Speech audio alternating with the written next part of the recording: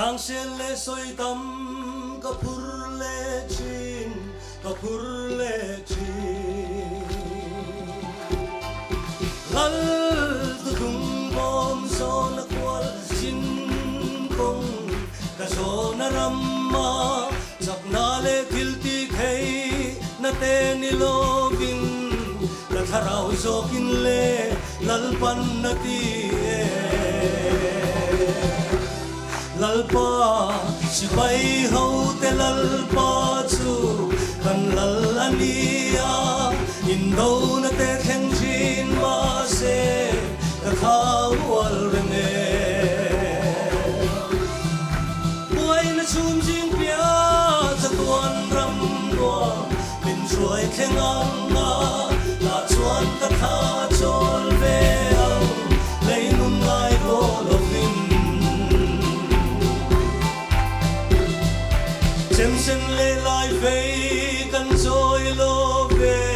kan soi lo ve sir tiang son lal ram din turin lai ve amai ne mo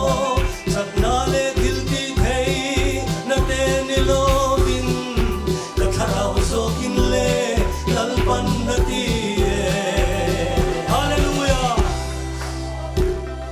Sipai ho te lalpa so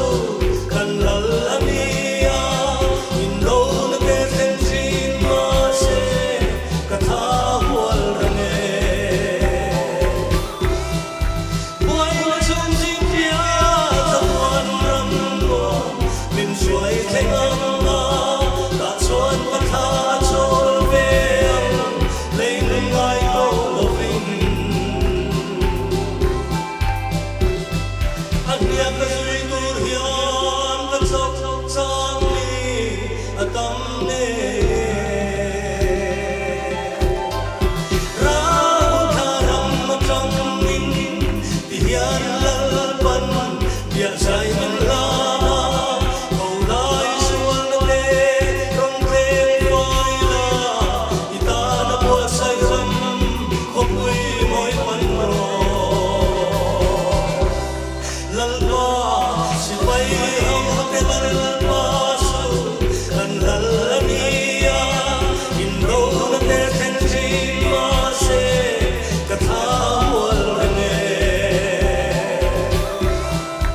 buai ma chum jing pia wan ram no min suai theng anga ta suan ka tha chol ve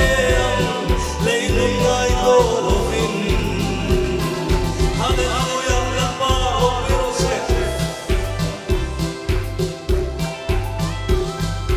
Tutung tiang liman, mi huai sen den, an anunan lana. Ram sale suan, be sein sing lung, paroyen nai ne ma, ta suan le al ram parlomin.